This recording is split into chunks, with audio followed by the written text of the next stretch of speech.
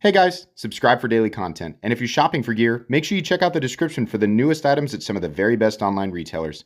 There's also links for some of the items that I personally recommend. Thanks!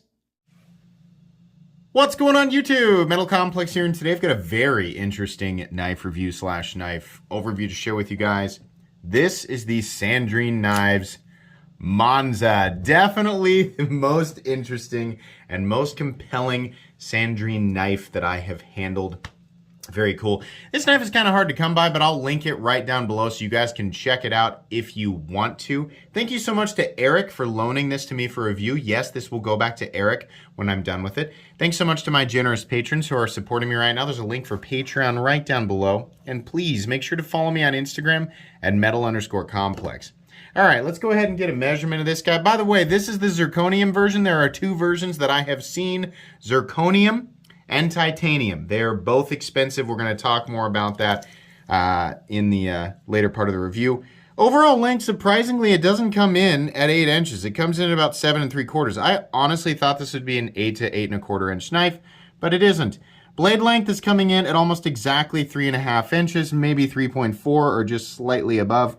Cutting edge is coming in just slightly above 3, about 3 1/8. The special thing about this knife, by the way, is that the blade is made out of tungsten carbide, which is not steel. The blade cannot corrode, and it will hold an edge longer than pretty much anything. Seriously, whatever your craziest, composition is on your knives, or whatever your favorite composition is for edge retention, whatever, tungsten carbide is going to hold an edge likely quite a bit longer. It's also likely somewhat difficult to sharpen, but I'm going to be honest with you guys before I get into this review. I have never sharpened this stuff, and I have not used it extensively enough to be able to say definitively, right, exactly what I think. This information is just coming from, my off-paper knowledge of it. So there you go. Let's go ahead and proceed. How about some size comparisons up against the Ontario Rat Model 1 and up against the Ontario Rats Model 2. You can see here that it's kind of in between. Surprisingly, it's about right in between. I was about to say it's closer to the Rat 1, but no, it's about right in between. Let's go ahead and do the Spyderco PM2 and the Spyderco Para 3. We'll straighten out that PM2 so it's not all goofy. There we go. So yeah, a little shorter the PM2, definitely longer than the Para 3. And then last but not least, let's put it up against the Benchmade Griptilian, or in this case, the Ritter Hogue, and the Benchmade Bug Outs. A little bit longer than the Bug Out. I think it's important to note that this thing is very thin, a lot like the Bug Out. In fact, we'll go ahead and do... I'm going to tell you guys right now, my index finger is worn out from flipping my Shirogorov F95. I've been trying to break the D10 in on that thing, and my index finger is just absolutely busted. So if it seems like I'm having a lot of trouble with this finger is very tired, and I'm going to try and be fair about that. But anyways, the thickness of this guy, yeah, we're looking at like bug out thickness, right? So standard, the standard... the measure for the EDC thickness, I guess, is the Para 3. You can see it's quite a bit thinner. We didn't really forgot to cover action. The action's very good. This is using their recoil lock, which is an ambidextrous lock that is operated on the spine. No, it's not the same thing as the shark lock. It's just located in the same position, right? So any lock that's operated on the spine that utilizes a spring or spring-like tension, right? We can't say that copies the shark lock. That doesn't make any sense. There are quite a few different locks that operate like this. So this is kind of neat. In the past, we've talked about Sandrin knives and how this lock that they use is very sharp. You're like, oh, it hurts my finger. So it can be operated by just using the meat of your finger, and that's what I'm having trouble with, is because the meat on this index finger is just beat up from dealing with that flipper tab on the F95. But if you kind of cock it like this and then use your fingernail, it works just fine. It is thin, and so is the frame, so you have to be in exactly the right position to get that to work. But as is the case with all things, once you experience it for a little bit and kind of practice, you will adapt to it. But at first, it's going to seem like a very narrow ledge to get a very specific amount of your finger on so that you can build up, so that you can get traction, enough traction to get it to, fall. I just realized that it's actually easier for me to manipulate this with my left hand. My left index finger is actually stronger than my dominant right hand index finger right now. So yeah, it's not bad, but it's not the most comfortable thing in the world. This is still a ledge. It's knocked down from, other models, but it is not a friendly ledge. But the action is very good. Where are these made, by the way? These are made in Italy. The action is very good. It's very smooth. We're running on bearings here. It's nice. All right, let's go ahead and do carry profile. So thickness up against the Spyderco Para 3 and the PM2. You can see here this really isn't going to take up a lot of room in the pocket. In fact, it's probably going to be very similar in the pocket to the bug out. Yeah, it's going to be extremely similar to the bug out. Lengthwise, it's a little longer than the Para 3, definitely shorter than the PM2. Height-wise, it's definitely nowhere near as tall as the PM2 or Para 3. Weight! You gotta weigh it, Metal Complex. That's zirconium, and zirconium's very heavy. I left a comment about it down in the comments section in case you didn't know. Thanks. I know zirconium is heavier. So this guy is zirconium, and yeah, it's gonna be heavier than the other version. 4.27 ounces. Wow, that's really heavy for a 3. Is it really though? It's a 4.27 ounce object. So not really. If you want the lighter one, my guess is the titanium variant will come in at about half an ounce less than this guy. Putting it at pretty good ratios. Not perfect, but pretty good. Do they mill this out? I don't know. Let's take a look. Yeah, they do. This is skeletonized. So good on them. So there you go. Weight's not crazy. Some people are going to have a problem with it, but, it depends on who you are, right? So do with that information what you will. Let's go ahead and get out my tools. As per usual, my tools are very inexpensive and very recommendable. You can find them right down in the section of my description that talks about the tools I use on this channel, or in the comment section. It's always pinned at the top. We're looking at T8 for the pivot, and I'm not even going to check these. These are T6. Which is kind of a bummer, but there's not a lot of them, so okay. As long as you got quality tools and a place to put your hardware and stuff, you should be okay. So no big deal there. Blade stock thickness. This is a thin boy. A very thin boy. We're going to talk about that blade finish, don't you worry. Don't you worry, we're going to talk about that. Blade stock thickness. Under 50 thousandths? Wow, super thin. Opinel fans be like, but ours is still less expensive. Whoa, I love my cork of wood knife. I'm sorry. I hate the Opinel. I hate it. I would much rather pay hundreds of dollars for a pocket knife than put that chunk of wood in my pocket. Anyways, wow, Metal Complex is really aggressive today. Let's go ahead and move into the meat and potatoes of the review here. So the Monza is definitely their best looking knife.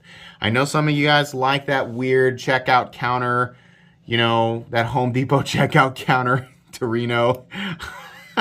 I didn't really like how that one looked. And then, the carbon fiber one was a nice upgrade.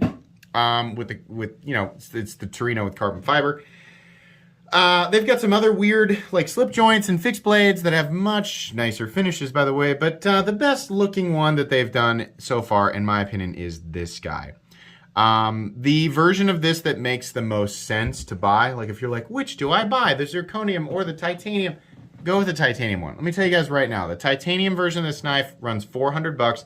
Yes, it's a lot of money, but tungsten carbide is freaking expensive. You see that stuff on... it's not like you can go to Blade HQ and be like, I want a tungsten carbide pocket knife and find a whole bunch of options. No, you're not going to see that. This isn't easy stuff to work with, and it's not common stuff to work with in terms of a blade material, right? At least right now. I have a feeling we might be seeing more of it down the road, but yeah, it's expensive to work with. And it's not like these are slapped together. These are really nice. The quality control and fit and finish on this thing is very, very good. The titanium version of this knife is $400. The zirconium version of this knife is $500. So you're going to pay $500 more for zirconium, which is not going to add any real benefit. It's actually going to hinder you a bit because it weighs a lot more and it's going to throw the balance off. If you're like me and you just like zirconium because you're like, ooh, it's shiny and more expensive, then yeah, I kind of understand. But the one that makes the more sense to go after is the titanium version, right? But both versions, sorry, that's not the knife's fault, that's my finger's fault. It snapped like that because this finger's very weak right now. What I like is this very fine milling pattern that we've got going on. In fact, my camera's having a hard time. Where is it? Here, let me help you out, camera. This very fine milling pattern that we've got going on right here is absolutely gorgeous. That's really nice, and it proves that Sandrin is capable of, sort of delicate and precision milling, and also really nice finish work. We have a nice dark finish on this zirconium, and it looks very, very good. Zirconium feels just like titanium. It's just heavier, right? If you're wondering, like, if it feels different. Ergonomics. Yeah, ooh, very comfy, very comfy. Thanks to this flat clip. It could be shorter. Guys, Sandrin, we don't need that much, maybe about right here, but okay. It's very comfortable. I'd give this a solid A, not an A minus. I'm gonna give it an A.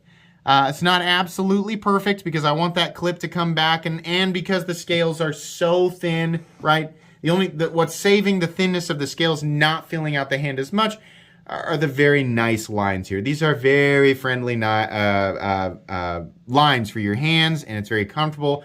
Somebody like me, average hand size, you're going to get a nice grip on this. And even if you have larger hands, if your hands are slightly larger than mine, there's a little room back here. It's nice. It's not even an 8-inch knife, right? It's kind of miraculous that they're able to do this. It really is very comfortable in hand. The thumb studs are in exactly the right place. It's very easy to do the standard flick or the reverse flick. The action is very good. I really wish that it's actually pretty easy to get this to shut perfectly into the handle, but the weakness of my index finger is causing me to not be able to hold it down while I whip it closed, so it's getting stuck in the out position. But yeah, very, very good. The blade. We got a typical Sandrin blade here that is flat all the way down to here, and then the bevel starts right here, and then the final cutting bevel is very, very close to it. But I think I kind of understand. I think that if they started it from up here and did the same sort, I think this is for strength on, such a thin blade. I think the taper, even if it was very, very, very casual, might not yield the same result. I think it might create for a thinner edge, or maybe it's less expensive for them to do that. That would be my guess. Is that it's probably a combination of those two things, but maybe it's less expensive to grind it like this because they're just doing here and then one down at the edge. For some reason, there are a lot of you who just love this finish. You just think it's the greatest thing in the world. And you know what? If you like it, then holy moly, this knife is basically perfect, right? To me, this is the one flaw with this knife. I don't like how that finish looks. It looks like the roll-around tool drawer. What do you call those? That every Midwestern dad has one of these in their shop. It's just like a roll-around tool chest, but it's like also a table, right? It just looks like that surface, or it looks like the surface on like a table saw or something like that. And some people really like that. I think this looks terrible. It's not like, it's okay. I don't like it at all. I would take pretty much any other finish. And it's not like it's, oh, well, it's really hard to finish because it's tungsten carbide. They've got tungsten carbide blades that are almost mirror, if I'm not mistaken, almost mirror polish. It's like a black mirror polish. There's got to be something else that they can do, because I don't like, they call this their raw finish, right? And it's polarizing. It's not like we have, people are just like, oh, I like it, or it's okay. People either love it or they hate it. That's the general consensus there. But it is even, I'll give it that, and it's not like there's anything, that it feels ultra raw back here. I also don't like how ugly it makes the spine look. It just is. The rest of the blade is done very well. In fact, the final cutting bevel is very even, and it looks really, really good. This knife is very, very sharp. And apparently, tungsten carbide is also pretty tough. So people worried about toughness, oh my God. This is gliding through paper that, like, This is seriously gliding through paper easier than just about anything that I have ever.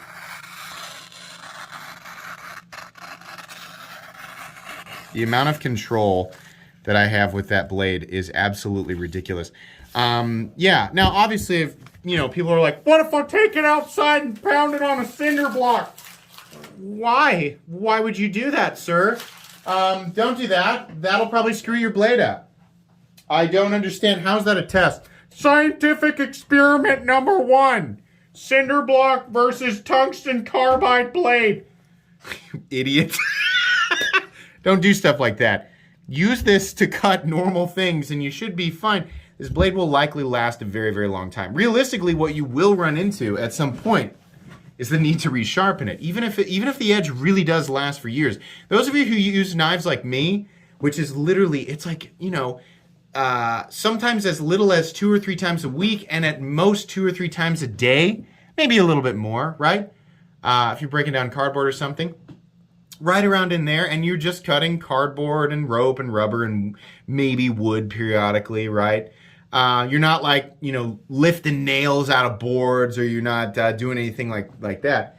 This blade, this edge, could literally last you for years before it needs resharpening. But once it does need resharpening, I don't know. I'm going to guess that it's not going to be super duper easy to sharpen. You might have to send it off. You might have to buy special equipment. That's the thing. Even people claiming like, oh, well, you can resharpen it. All you need is some. Okay, well, the easiest scenario, the cheapest scenario is you buy stones. You buy the least expensive stones that will sharpen this, that you can, and then you learn how to freehand sharpen, which is going to take some time, right? People who are leaving that comment, let's remember, not everybody goes, yes, I acquired that skill long ago as but a boy or but a young gal. Hold on a second. Not everybody knows how to do that. So we're gonna have to buy something, then we're gonna have to invest an enormous amount of time. And you're sharpening a tungsten carbide blade. So you're probably gonna have to practice a bit before you take on this, right? The more expensive route, but the simpler route would be to get a guided system, right? Which is going to cost you a lot of money. So this is not just an investment. The initial investment on this knife is not just the amount of money you're putting into it, right? Which is the case with all knives. It's the investment of time and additional money for the sharpening equipment and understanding how to use it properly. And it'll take a while if you are a novice. No shame in that. Admitting that you like knives in this, caliber and territory, and if you don't know how to sharpen, there's no shame in that, because let me tell you, 80% of the people watching right now are collecting stuff like this and don't know how to properly sharpen their knives. I can say that because I'm one of those people. Only recently did I really learn how to go, okay, I can get a decent edge on this now, right? So let's not pretend that that's not a big deal, because it is, right? Yeah, you buy this and you use it. It's probably going to be okay for years, but eventually you're going to have to bring that edge back to life. Or just buy another knife, which, let's be honest, that's what most of us are going to do. So I don't know. I'm going to guess that it's not going to be the easiest thing in the world. I think it's safe to say that. And you're going to have to spend some extra money and time on it. So, but holy moly, is it going to cut and is it going to slice, right? But does it pry? Can you pry with it? No. It's not a pry bar. It's a pocket knife. So don't do that. You also can't hammer or screw in screws with it. I mean, you can, but it's probably not very good for the blade. I can't believe in 2022 there are still people who ask those questions. But yeah, don't do that. Let's go ahead and take a look here. Let's move on because we're going, quite a ways into this. A lot of people, you might notice, oh, there's a gap there. This needs room to breathe. This needs room to move around. Otherwise, you would have so much friction on it. It's already kind of hard to get enough of material, fingernail or flesh or whatever on there to get it to pull down without accidentally throwing it or cutting yourself, right? So it needs to breathe. There needs to be a little bit of room, right? You can see it's kind of like when you look at a back lock, it might kind of move a little bit. Those of you who own the 80-20.5, you might notice you can grab it and move it around a little bit, and that's normal. I'm not going to count off for that because we we do need that thing to breathe. It needs to be able to move. The entire thing is moving down, right? So if it were tight, there would be too much friction on either side with the scales. The pocket clip, it still looks a little bit like oddly out of place, but it's designed well, and I like the carry position. I also like that it's ambidextrous because we have an ambidextrous lock. So lefties, you can absolutely enjoy this thing. The stop pin is located out here. It's about the right size for the blade, honestly. Ouch, just poked myself with a tip. What am I doing? A little bit of shouldering. I don't know if we can we see? Oh, there we go. Some deep shouldering, actually, so that's nice. I don't think it's actually contacting that far in. I wonder why it's so deep, because it's really just, yeah, it's actually the tip of that that's contacting. So, okay. And then your centering is spot on, which is nice. It's got a nice click into the closed position and really doesn't feel like it's, I mean, it's kind of just tension holding it down. It's not a detent, right? So, but it feels good. There's no pivot lash. And believe it or not, there is absolutely no blade play whatsoever in any direction. No lock stick either. Yeah, this is my favorite. This is my favorite one. If you're gonna fork over the money, because this stuff is going to be expensive to work with. You're not gonna be able to go on Amazon and find a tungsten carbide blade for 50 bucks unless it's not actually tungsten carbide, right? Excuse me, my experience is that this stuff is very, very expensive. This knife is finished well outside of the right here, but that's apparently a matter of opinion. How pompous did that just sound coming out of my mouth? Apparently that's a matter of opinion. Oh my God. Guy gets to 100,000 subscribers and thinks he can say whatever he wants. Whatever he wants, am I right? No, yeah, I just don't like the finish on the flat there. The rest of this is very impressive. It's really cool seeing like a, you know, just a better, like, it has, all of you guys who liked the Torino, like the weird G10 one, right? It's still got that look. It's still got that kind of, it's got that corkiness from Sandrin knives, but it's also got a little bit more of the refinements that, you know, a lot of, I guess, the type B knife enthusiasts, should we say type A, type B for this very specific example? It's got a lot of that, you know, for other knife enthusiasts. Then for people who use their knives, oh yeah, there's a lot here, right? You could argue that if you're really going to spend that much on a knife, this is a pretty good one to go with. 400 bucks for titanium. I mean, the zirconium, like if you're like me, you're like, I like zirconium because I don't know, it's shiny and that's more expensive, so I like it. I get it. I don't know what it is about zirconium, but I mean, you know, if you're going to go after this knife, 400 bucks for the titanium one, made in Italy, great fit and finish, right? Great EDC profile, exceptional blade geometry, and an exceptional blade material. Again, it cannot corrode. It cannot rust. That and the titanium, right? The whole thing is essentially rust-proof. There might be a couple of, you know, steel parts here and there, but usually those are made out of hyper stainless material. Yeah, even with this scratchy sort of metal workshop finish on the blade, yeah, this is a recommendable knife. The Monza is really cool. I think this is awesome. If they change the finish, or they don't have to change it, just offer a different finish up here, like maybe a classic tumbled or, oh my gosh, you know, like a high polish or something like that, I'm sold. I will buy one of these. As of right now, though, I just can't with the finish there. But that's, you know, it's up to you. Like I said, I'll link this knife down below. Sandrin knives in general, if you want to get your hands on some tungsten carbide for a little bit less money, you can go with one of their other models. They are still going to be very expensive. It's just the nature of the beast with this material. But yeah, this is really cool. I'm happy to you know, truly recommend this knife. So that'll go on my most recommended knives playlist. Thanks again to Eric for sending this in for review. I'll be sending this back to you here shortly. Please make sure to follow me on Instagram at metal_complex. If you enjoyed this video, leave a like. If you'd like to check out my other content, I do of course have lots of videos of knives that are either expensive or inexpensive that I do or don't like, so check those out. And if you enjoy all my content, go ahead and click on that Metal Complex logo right there and subscribe because there's definitely more coming. Thanks again for watching, everybody, and have a great day.